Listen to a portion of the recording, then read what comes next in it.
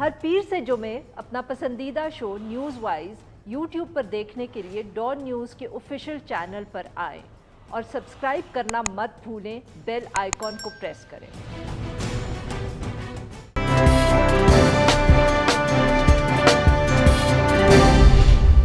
अस्सलाम वालेकुम नाजरीन, आप देख रहे हैं न्यूज़ वाइज और मैं इफ्तिखार शिराजी। इस प्रोग्राम की मेज़बान आरफा नूर साहिबा ज़ाती मसरूफियात की बुनियाद पे तातीलात पे हैं और अगले 2 हफ्ते के लिए इस प्रोग्राम की ज़िम्मेदारी मैं निभाऊँगा। नाजरीन, आज के शो में हम जिक्र करेंगे कुछ चेयरमैन नैब की तैनाती के हवाले से हुकूमत और अपोजिशन के दरमियान जो एक कशमकश की सूरत हाल है और साथ में उससे बढ़ के नून लीग जिस मुल्क एक बहुत बड़ी जमात है उसके दरमियान उस पार्टी के रैंक्स के अंदर जो 1-2 बयानियों की बात होती है और पार्टी क़यादत के अंदर एक टकराव की जो कैफियत है उसके ऊपर तफसीली गुफ्तगू करेंगे। चेयरमैन नैब नाजरीन जिनकी मुद्दत मुलाजमत 8 अक्टूबर को ख़त्म हो रही है और उसके बाद यकीनी तौर पर नए चेयरमैन नैब की तैनाती लाजिम है, लेकिन देखा यह गया है कि हुकूमत वक्त ने इस बात का वाज़े तौर पर ऐलान किया है कि अपोजिशन लीडर शहबाज शरीफ साहब जिनके ऊपर नैब के मुकदमात हैं, इस मामले पे जो आइनी ज़रूरत है मुशावरत करना वो हरगिज़ नहीं हो सकती और उनसे इस हवाले से कोई मुशावरत नहीं की जाएगी। रह गया मामला नून लीग के अंदर 2 बयानियों के बाद या फिर शख्सियात के टकराव की, तो अब नाज़रीन ये कोई ढकी छुपी बातें नहीं रहीं।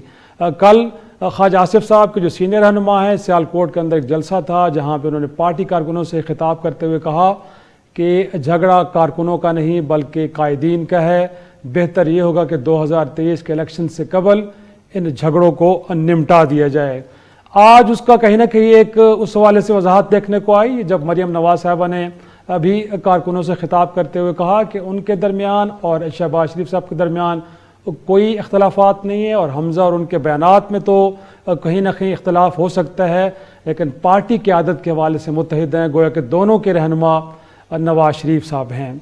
नाजरीन, आज एक और डेवलपमेंट भी हुई है लंदन में और बरतानिया की नेशनल क्राइम एजेंसी ने जो पिछले 21 माह से हुकूमत पाकिस्तान और नैब की रिक्वेस्ट पे गोया के दरख्वास्त पे शहबाज शरीफ साहब और उनकी फैमिली के खिलाफ तहकीकात करी थी मनी लॉन्ड्रिंग की, आज उन्हें इस केस के अंदर बाइज्जत बरी करार दिया गया और साथ में जो 2019 में उनके अकाउंट्स लंदन में मुंजमद किए गए थे उन्हें भी बहाल करने का हुक्म दिया है। इस सारी सूरत हाल पर गुफ्तगू करेंगे और आज हमारे साथ मौजूद हैं पाकिस्तान मुस्लिम लीग नून के सेक्रेटरी जनरल और साबिक वफाकी वजीर एहसन इकबाल साहब। बहुत शुक्रिया सर वक्त देने के लिए। सबसे पहले तो यही कहेंगे कि सर मुबारकबाद के लंदन से बड़ा एक अच्छा फैसला है पार्टी के हवाले से, शहबाज शरीफ और उनके ख़ानदान को वहाँ से क्लीन चिट मिली है और उनके अकाउंट्स भी बहाल कर दिए गए हैं। तो क्या उम्मीद रखें कि शहबाज शरीफ साहब के जो साहबजादे हैं सलमान शहबाज साहब और उनके जो दामाद हैं वतन वापस आएंगे, क्योंकि अब वहाँ से इतनी बड़ी चिट मिल गई तो सर अब पाकिस्तान में तो उनको कोई ख़तरा नहीं होने लगा? जी शुक्रिया। देखिए, आज जो लंदन से फैसला आया है ये बहुत बड़ी फतह है मुस्लिम लीग नून और शरीफ ख़ानदान के लिए, क्योंकि पिछले 3 साल से इस हुकूमत ने झूठ के ऊपर अलिफ लैला की कहानियाँ बना के ऐसा साबित किया था कि ये सब मनी लॉन्ड्रिंग करते हैं, ये चोर हैं, ये डाकू हैं। और मैं समझता हूँ कि बरतानिया की अदालती निज़ाम और बरतानिया के इदारे जिनके बारे में कोई शुबा नहीं है कि उनकी कारकर्दगी का क्या पैमाना है और वहाँ पर किसी किस्म की सियासी मुदाखलत नहीं की जा सकती, वहाँ से ये क्लियरेंस मिलना दरअसल ये असल सादिक और अमीन होने की क्लीन चिट है। वो क्लीन चिट नहीं जो इमरान खान साहब को जनाब साकिब निसार साहब ने दे दी थी, वो तो बहुत बड़े सवालिया निशान है, उसके ऊपर एक सियासी कहानी है कि किस तरह उनको दी गई, लेकिन ये एक बड़ी फतह है। और इसके साथ ही साथ मुझे अफसोस से कहना पड़ता है कि पाकिस्तान के अपना जो एहतसाब का निज़ाम है और जो हमारा लीगल सिस्टम है, इसके ऊपर यकीनन दुनिया में बड़े सवालात उठेंगे कि किस तरह इसको मैनिपुलेट किया जाता है, किस तरह इससे मुखालफिन के खिलाफ फैसले लिए जाते हैं, किस तरह इससे मुखालफिन को जेलों में डाला जाता है। बहरहाल, लेकिन मैं समझता हूँ कि हुकूमत के लिए ये बहुत बड़ा तमाचा है और हुकूमत की वो सारी कहानी जो उसने 3 सालों में लोगों को सुनाई थी आज वो दफन हो गई है। सही। और एहसन इकबाल साहब अब थोड़ा सा आ जाते चेयरमैन नैब के तकर्रुर के हवाले से। सर 8 अक्टूबर को ज़्यादा दूर नहीं है, लेकिन आपने पिछले दिनों में देखा है कि हुकूमत ने तो बड़ा एक वाज़ेह पैगाम दे दिया है कि शहबाज शरीफ साहब से तो कोई मुशावरत हो ही नहीं सकती क्योंकि उनके ऊपर नैब के मुकदमात हैं। तो सर इनफैक्ट अब क्या सूरत हाल को किस तरफ जाता हुआ देख रहे हैं, और मोर इम्पॉर्टेंटली नून लीग और अपोजिशन की दीगर जमातों की अब स्ट्रैटेजी होगी क्या? कि अगर हुकूमत कोई ऑर्डिनेंस लेके आती है, यूनिलैटरल फैसला करती है मौजूदा चेयरमैन को एक्सटेंड करने का, या नया चेयरमैन लेके आती है, आपका अगला कदम क्या होगा सर? देखिए इफ्तिखार साहब, ये चेयरमैन नैब की तकर्री का मसला नहीं है। पिछले 3 सालों में चाहे इलेक्शन कमीशन के मेंबरान थे या कोई और तकर्रियाँ थी, कमीशन जो है ख़वातीन के लिए, माइनॉरिटीज़ के लिए, जहाँ जहाँ भी आइन कहता है कि प्राइम मिनिस्टर को लीडर ऑफ अपोजिशन से कंसल्टेशन करनी चाहिए, ये हुकूमत हर जगह नाकाम हुई है क्योंकि ये इंक्लूसिव गवर्नेंस पे यकीन नहीं रखते, ये अपोजिशन को साथ लेकर चलने पर की सलाहियत नहीं रखते, ये सिर्फ पोलराइजेशन कर सकते हैं, ये सिर्फ गाली गलोच कर सकते हैं। अब आप ये देखिए कि जो चेयरमैन नैब की तकर्री है वो कानून में बहुत वाज़ेह लिखा गया है कि वज़ीर आज़म को अपोजिशन लीडर से मुशावरत के बाद उसका फैसला करना चाहिए, इत्तफाक राय के बाद। वो क्यों लिखा गया है? इसलिए लिखा गया है कि हुकूमत कोई अपनी मर्जी का बंदा ला के अपने मुखालफिन के खिलाफ एहतसाब की तलवार ना चलाए, लिहाजा इस पे कंसेंसस करें कि बंदा ऐसा हो जो दयानतदार हो, ईमानदार हो। अब अगर हुकूमत, एक सूरत तो ये कि इस कानून को बदलेगी तो ये एक रिग्रेसिव इंटरवेंशन होगी, ये प्रोग्रेसिव इंटरवेंशन नहीं होगी कि जो एक बेहतर बंदोबस्त था उससे आप बदतर बंदोबस्त आ रहे हैं। दूसरा ये कहना कि जी शहबाज शरीफ साहब पे मुकदमे हैं, मैं 2 बातें कहूंगा। देखिए, किसी के खिलाफ शिकायत दर्ज करा देने से वो बंदा कॉन्विक्ट नहीं होता, वो इनोसेंट होता है टिल सच टाइम तो उसके खिलाफ कन्विक्शन आ जाए। और दूसरी बात यह है कि अगर शहबाज शरीफ साहब के खिलाफ मुकदमे हैं तो प्राइम मिनिस्टर के खिलाफ भी नैब के मुकदमे हैं, फिर तो प्राइम मिनिस्टर भी ये फैसला करने के मिजाज नहीं। सही सही। लेकिन on a lighter note Ehsan Iqbal साहब, आप ही का देवा चेयरमैन नैब है, खाकान अब्बासी साहब, खुर्शीद शाह साहब लेके आए थे, अगर उनको एक्सटेंशन मिल रही है तो ये तो आपके इंतखाब के ऊपर एक तरह से कॉन्फिडेंस शो कर रहे हैं खान साहब, तो होने दें। इससे पहले आर्मी चीफ भी आप लेके आए थे, उनको भी एक्सटेंशन मिली, तो अल्टीमेटली तो आपको सारा क्रेडिट जाता है कि आपकी लीडरशिप इतना कमाल का विजन है कि कितने बेहतरीन लोगों को चुन के ले आते हैं सर। अल्टीमेटली तो आपकी जरा अप्रिसिएशन होगी, होने दें। देखिए, हमने जो उस वक्त तकर्री की थी चेयरमैन नैब, तो इनका नाम पीपल्स पार्टी के लिस्ट में था और इत्तफाक राय के लिए फिर उसको हमने बम्बरे मजबूरी कबूल किया।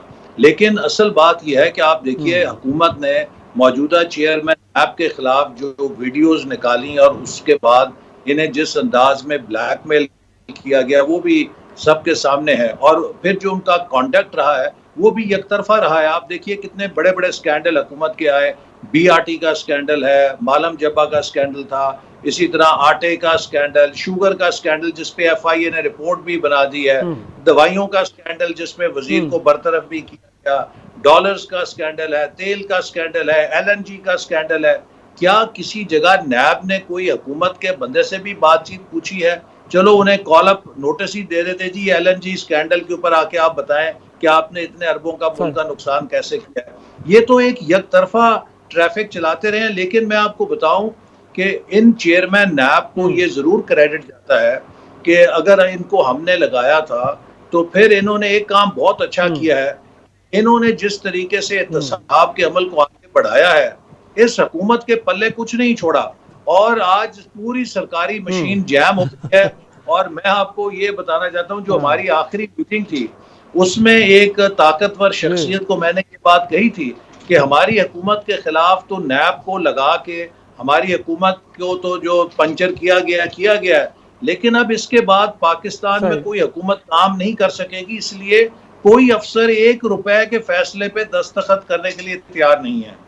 फिर इन्होंने मामलात यहाँ तक बढ़ा दिए कि कंसल्टेंट को भी पकड़ लिया, अब कोई कंसल्टेंट भी काम करने के लिए तैयार नहीं है। लेकिन जो सवाल मेरा बुनियादी था कि आपकी स्ट्रेटेजी क्या है, गोया कि अगर हुकूमत यूनिलैटरल फैसला करती है मौजूदा चेयरमैन को एक्सटेंड करने का या नया लेके आते हैं, तो आप खामोशी से देखते रहेंगे सब कुछ, या कोई एक फोरम होगा जहां पे जाएंगे इस सारे मामले को कहीं जाके आप कन्फ्रंट करेंगे? देखिए, मेरा ख्याल है कि हुकूमत को चाहिए कि जिद ना करे, जो कानून है उसके मुताबिक लीडर ऑफ ऑपोजिशन से कंसल्टेशन करे, अपने नाम भी पेश करे कौम के सामने और अपोजिशन भी अपने नाम पेश करेगी, कौम भी फैसला करेगी कौन किस तरह के लोग चेयरमैन नैब को देखना चाहते हैं। लेकिन अगर हुकूमत ने कोई एकतरफा कार्रवाई की और आइन या कानून की मंशा के खिलाफ कार्रवाई की, तो हम उसको फिर लीगली चैलेंज करेंगे और जो हमारे लीगल एक्सपर्ट्स हैं वो उसका जो भी लीगल रिकोर्स है उसके लिए हम रजू करेंगे। बिल्कुल ठीक है। ऐसने बात साहब, मुझे एक छोटी सी ब्रेक के लिए कहा के बाद आऊँगा। जो पार्टी के अंदर दो बयानियों की बात होती है, फिर जो ख्वाजा साहब ने कल बात कर दी कि झगड़ा क़यादत का है, इस हवाले से चाहेंगे कि आपसे क्लैरिटी ले, एक छोटी सी ब्रेक के बाद।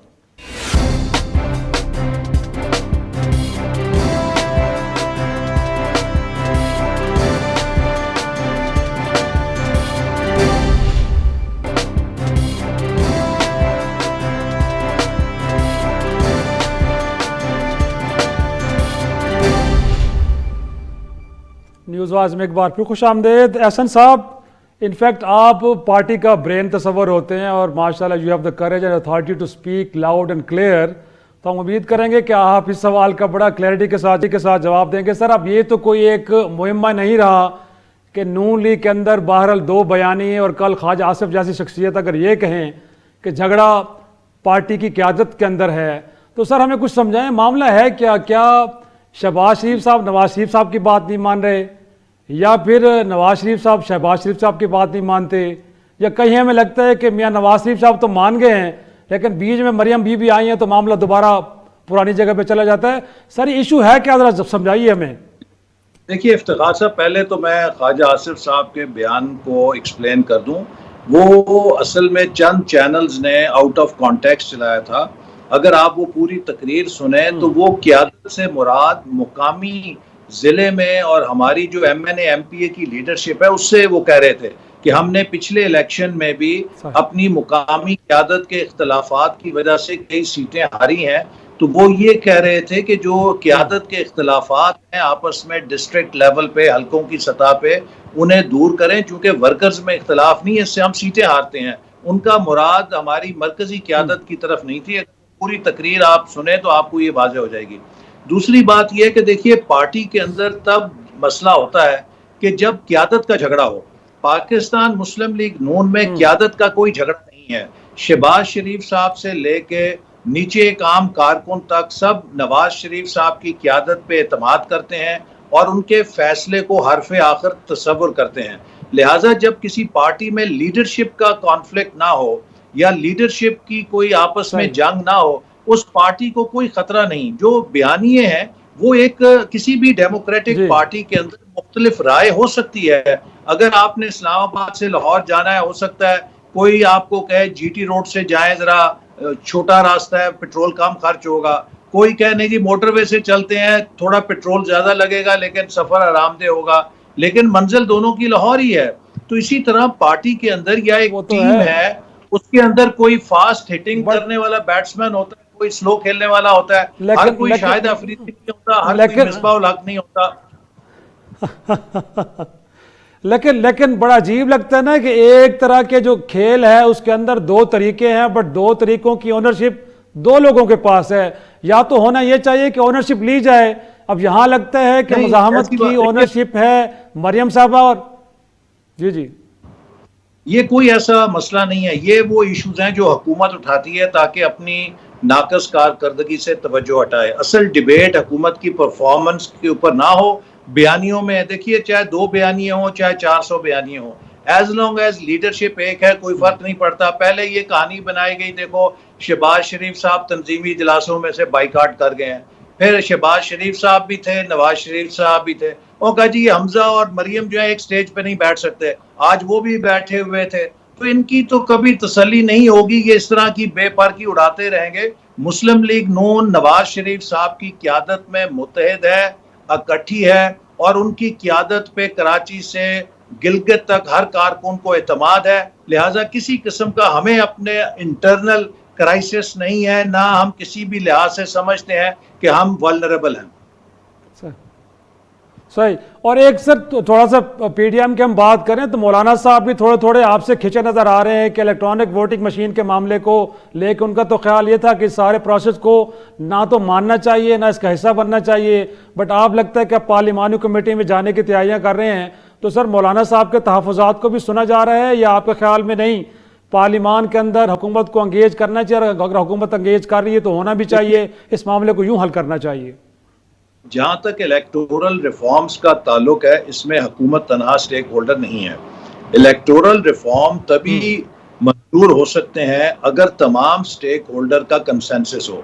जैसे कि 2017 में हमने जब इंतखाबी इस्लाहात की थी तो सब जमातों की कमेटी बनाई, सिर्फ उन चीज़ों को मंजूर किया था जिन पर इत्तफाक राय हुई थी। अब अगर हुकूमत जो कमेटी बना रही है उसमें ये असूल नहीं तस्लीम करती कि जिन चीज़ों पर इत्तफाक राय नहीं होगा उनको वो पुश नहीं करेंगे, तो ये फिर एक बेमानी एक्सरसाइज है। और जहाँ तक मौलाना का सवाल है, हम कतन कोई ऐसी चीज़ नहीं करेंगे जो पीडीएम के फैसलों से या पीडीएम की जद्दोजहद से मुतसादिम हो। इन चीज़ों को आपस में बातचीत के जरिए हम रिजॉल्व कर सकते हैं। और अगर वो बतौर एक इत्तेहाद के सदर के अगर वो कहते हैं कि पार्लिमानी प्रोसेस का हिस्सा नहीं बनना चाहिए, तो फिर नून लीग उनकी इस हुक्म को या ख्वाहिश को ऑनर करेगी? जी जी, देखिए, अगर पीडीएम ऐसा कोई फैसला करती है, पीडीएम की लीडरशिप फैसला करती है, तो जो भी फैसला होगा मुस्लिम लीग नून भी उसकी पाबंद होगी। और इनफैक्ट कल ये बात भी नून लीग की क़यादत की जानिब से हो रही थी कि इलेक्शन शायद जल्द हो जाएं या होने वाले 6 माह के दौरान भी हो सकते हैं। और आज ख्वाजा साहब ने कहीं किसी एक इंटरव्यू में ये बात भी की है कि अब नई सफ़बंदी की ज़रूरत, और उस नई सफ़बंदी के तहत पीपल्स पार्टी और ANP जैसी जमातों को दोबारा इंगेज करना चाहिए। तो आपको लगता है एहसन साहब कि अगेन अपोजिशन के अंदर एक यूनिटी बड़ी ज़रूरी है और ऐसे मौक़ों पर माजी के अख्तलाफात को पीछे पसे पुश डाल के दोबारा इंगेज किया जा सकता है इन जमातों को? देखिए, पीपल्स पार्टी के साथ तो हमारा इंगेजमेंट तकरीबन पार्लियामेंट के अंदर डेली बेसिस पे होता है। अगरचे पीडीएम के अंदर हमारे से पीपल्स पार्टी अलहदा हो गई, बावजूद उनको मालूम है क्यों वो गए, लेकिन जहाँ तक कौमी असम्बली या सेनेट का सवाल है तो वहाँ पे हमारी ये कोशिश होती है कि हम अपोजिशन के इत्तेहाद को कमज़ोर ना होने दें। और जितने भी कौमी इशूज़ हैं उस पर आपने देखा है कि जो पीडीएम की जमातें हैं और हम पीपल्स पार्टी के साथ मिलकर एक मुश्तरका लाहेअमल अपनाते हैं। तो लिहाजा पार्लियामेंट की सतह पे अपोजिशन मुत्तफिक है, मुत्तहिद है, मिलकर वो हुकूमत के तमाम गैर कानूनी इक़दामात का मुकाबला भी करती है। अलबत्ता जो अमली सियासत है उसके अंदर पीडीएम की जो बाकी जमातें हैं वो बहुत यकसू हैं, हम आहंगी है, और अब वो राब्ता वाम मुहिम शुरू कर चुकी हैं और उसका सरबराही इजलास अब 11 अक्टूबर को मुतवक्के है जो अगला लाहेअमल बनाएगा। तो आप देखेंगे आने वाले दिनों में पीडीएम नहायत सरगर्मी के साथ अपना अवामी किरदार भी अदा करेगी। और आपको ख्याल में पार्लियामान से हट के पीपल्स पार्टी के पास जाना, जैसे ख्वाजा आसिफ साहब फरमा रहे थे कि वो भी चाहते हैं कि और उनकी खिदमात पी ली जाए कि जाना पड़े तो जाने के लिए तैयार हैं, तो आपके ख्याल में वो ज़रूरत नहीं है? देखिए, वो पीपल्स पार्टी ने अपना एक फैसला किया है, असखुद किया है, तो हम उनको मजबूर तो नहीं कर सकते। और पीडीएम की क़यादत कह चुकी है कि अगर वो सेनेट में जो उन्होंने इक़दाम उठाया था एक तरफा, उससे वो वापस आते हैं या रिवर्स करते हैं तो पीडीएम के दरवाजे उनके लिए खुले हैं। दुरुस्त दुरुस्त, बहुत शुक्रिया एहसन इकबाल साहब, सेक्रेटरी जनरल मुस्लिम लीग नून, साबिक वफाकी वज़ीर, बहुत शुक्रिया सर वक्त देने के लिए। नाजरीन, एक छोटा सा ब्रेक लेंगे और ब्रेक के बाद चेयरमैन नैब के तकर्रुर के मामले पे जो एक डेडलॉक की कैफियत है, इस पर हुकूमती मौक़िफ़ तहरीक इंसाफ के रहनुमा से बात करेंगे जमशेद इकबाल चीमा साहब से, एक छोटी सी ब्रेक के बाद।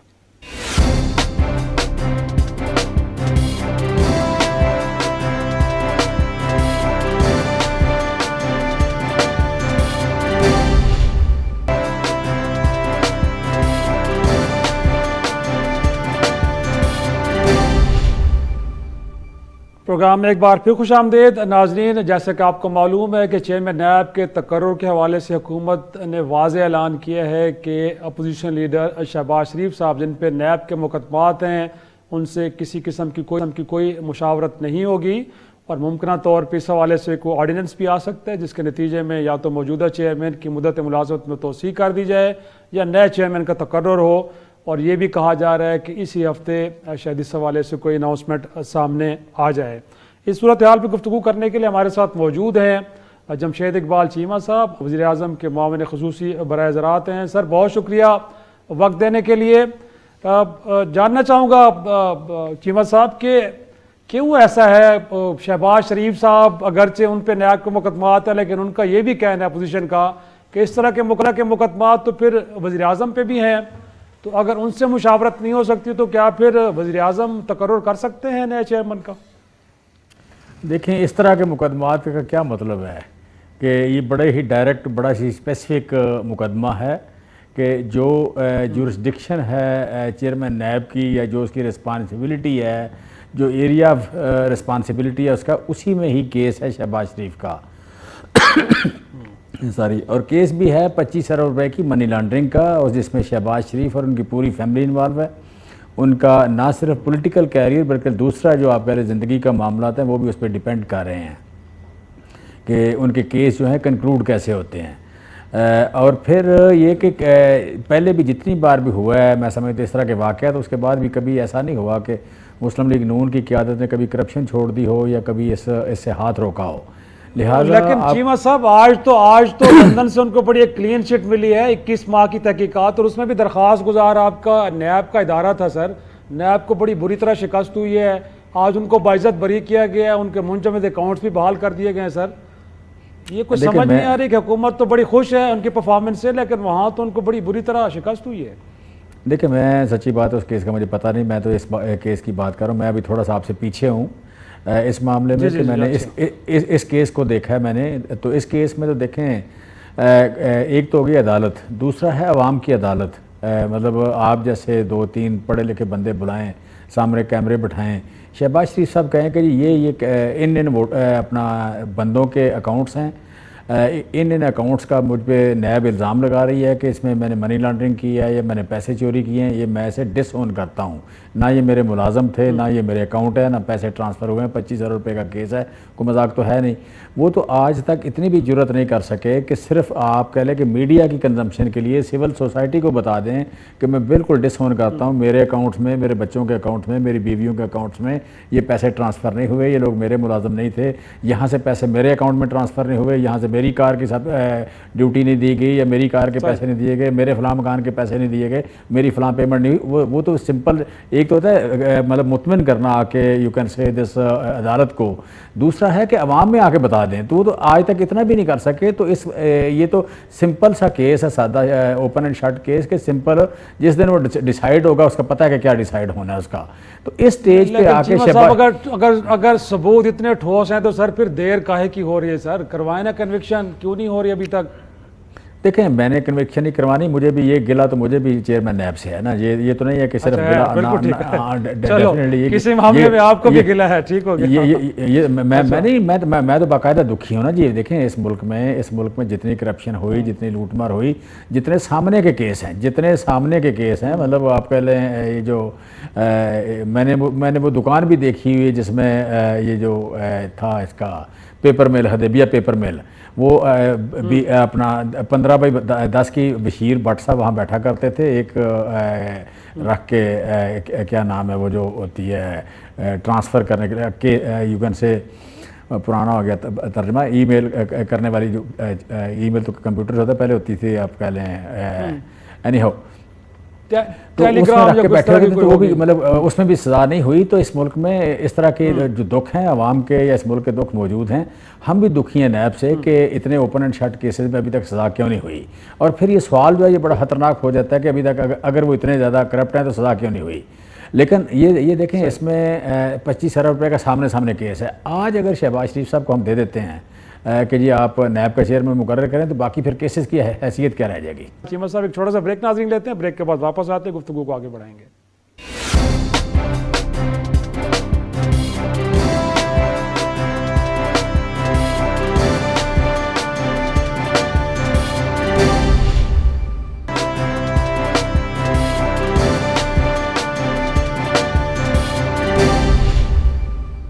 प्रोग्राम में एक बार फिर खुश आमदेद नाज़रीन। चीमा साहब, इनफैक्ट जानना ये चाह रहा हूँ आपसे कि आप भी थोड़े बहुत नाराज नज़र आ रहे हैं चेयरमैन नैब से या नैब के इदारे से।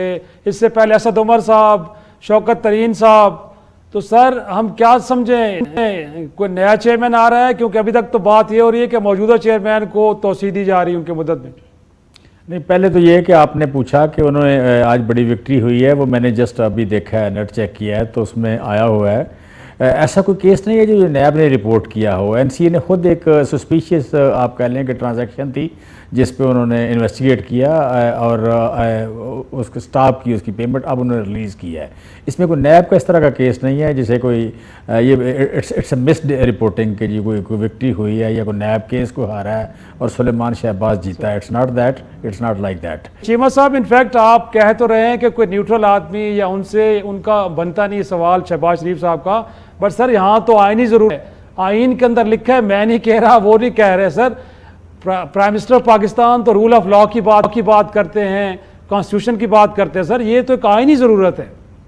वैसे आईनी ज़रूरत नहीं है, आप कह लें इनकी जो तकर्री है चेयरमैन नैब की, आईनी ज़रूरत नहीं है। नहीं, मुशावरत की बात मैं कर रहा हूँ, अपोजिशन लीडर से मुशावरत करना आईनी ज़रूरत है जी। मुशावरत की बात है, मुशावरत की बात है, लेकिन आप कह लें कि आइन में ये नहीं है कि वो अगर नहीं कहेंगे तो नहीं होगी। मैं समझता हूँ कि इसे अपोजिशन को आगे आना चाहिए, या शहबाज शरीफ साहब को एज एन अपोजिशन आगे करना चाहिए किसी को कि वो बैठ के निगोशिएट करें या आप सुजेशन दें या डिस्कशन करें, बजाय ये कि इस बात पे इसरार करना कि वो चेयरमैन नैब खुद लगाएंगे। एक बंदा चोर है, भागा हुआ है, मफरूर है, उसका बेटा भागा हुआ है, दामाद भागा हुआ है, पैसे सामने हैं, बेटी के भी केसेस हैं। किसी केस में कन्विक्शन तो नहीं हुई ना चीमा साहब, किसी केस में उनको सजा तो नहीं हुई ना अभी तक, सारे केसेस चल रहे हैं सर, गिल्टी सर उस वक्त तक तो। जी सर, आप ऐसे ना करें प्लीज, बड़ी मेहरबानी आपकी, ऐसे ना करें कि देखें अगर मैं तो कानूनी नुक्ता उठा रहा हूं सर। सुन लेना, अगर वो बेगुनाह हैं तो मैं अगर बेगुनाह हूं तो मेरा नाम सलमान शहबाज है, मैं भागा हुआ क्यों हूं? कोई आमक हूं मैं कि मैं कोई आप कह लें कि इस मुल्क में मेरा कारोबार नहीं था, मतलब या लंदन में मेरा है क्या?